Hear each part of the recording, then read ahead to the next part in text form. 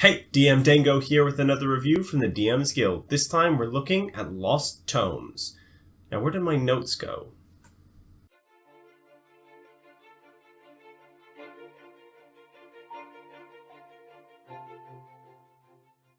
So, Lost Tomes. What are you getting in this collection? Well, you're getting a very unusual collection of items, more specifically magical books that a character can attune to. And you're also getting a story attached to each tome. Now, the length of the story does vary slightly, but they're all well worth it for a read, even if just to read the stories. They're really well put together and well thought out. Now, three of my favorites from this are the Secret and Deadly Art of Clowning, Contract Law of the Multiverse, and the Practical Cutpurse of Glump the Half-Ogre. Now, a lot of these have references to things that have happened in both the D&D community and general pop culture references. The Secret and Deadly Art of Clowning, for instance, has a plethora of references to the movie It, and it does it in a tongue-in-cheek way that I really like. In addition to that, you have things like the Contract Law of the Multiverse, which I really like the nuanced bits of it. Most of the powers are fairly benign until you get to the final one and read through it as to what it does. A player role plays their kind of what they're trying to do, and reality shifts and changes around it, making it to the point where something, if you attempt this, may happen. A creature from the inevitables will be summoned to your side to correct what wrong you have wrought to reality. A rather interesting idea. The Practical Cutpurse of Glump the Half-Ogre, I believe, is a nod to an old story that usually makes the D&D Twitter hashtag every so often about a half-ogre who, rather than use his stealth to sneak around various places, would essentially intimidate guards by saying, "You saw nothing," and would always succeed. Obviously, a half-ogre is quite intimidating. Now, in addition to this tome has a very unique art style attached to it that you don't often see in any mainstream D&D content, especially from the DM's Guild. It uses a voxel-based art style that really lends well to not only the kind of things the author is trying to come across with, but also generally across the entire offering, down from all the way up to the tongue-in-cheek way of doing things, the very style of humor, and all the fonts and things that he's chosen to include in this this offering. It makes for a very nice read. In addition to that, the tome itself, the PDF, is laid out slightly differently. It's in a wider format. It makes it easier to read on a computer screen, which is like my primary method of consumption for a lot of these DM's Guild articles.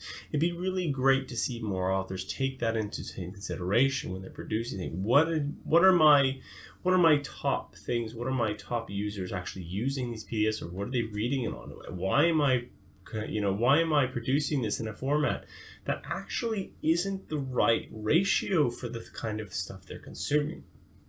Because most people don't consume it in a book form. It's great if you can make that happen. For instance, if I grab my player's handbook, it's produced in this way because, well, it's a book, but your monitor isn't a book. Your monitor's in this format.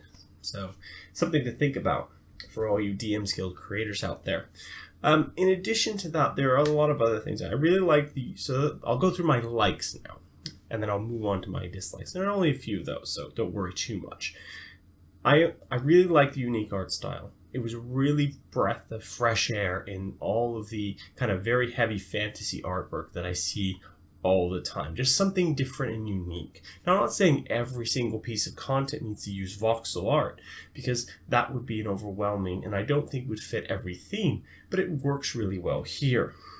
I like that there was a story driven with every single book. Every single manual had a really nice, interesting story. Some were longer than others, and it's clear there was more things to draw on. There's this whole story of this kobold who rises up from nothing while his master dragon sleeps, and eventually he, usurps him and becomes this great kobold leader of his tribe. And these are really great plot hooks that could potentially be used by DMs to kind of say, well, this is where this is, but you now know about this whole history. Really great little things. I like the, like I said before, I really like the format of it. The the landscape format makes it really a nice, easy read on a monitor. And I like that there are nice little touches and references all over the place. Down from the Practical Cut Purse was a really great reference to that old D&D story, and the Secret and Deadly Art of Clowning was a really nice reference to it. In regards to the contract law of the multiverse, though, it has specific monsters attached to it called an Empyrean spider. Now, the stats for this are included in saying it's a tiny mechanical spider with a CR of 30. Now, I think it's earned that CR based on the amount of damage this thing can output very quickly in terms of the way you're supposed to calculate CR from the DMG. It is both slightly underwhelming given its size and terrifying in the amount of damage it can do, which is a really interesting combination. Now, the only thing I said I would dislike is I would have liked to see, rather than alphabetical order, these placed in rarity order. It would make it easier for a potential person who, if they were looking for something like this, would go, well, what is Shop Opener likely to have out of these books?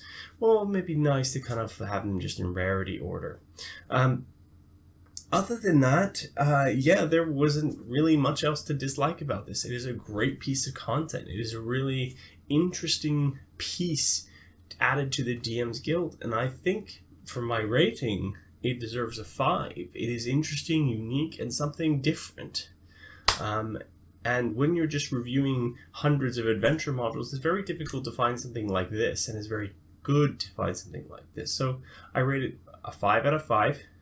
Go check it out in the DM's Guild right now. I believe he's got it up for $195.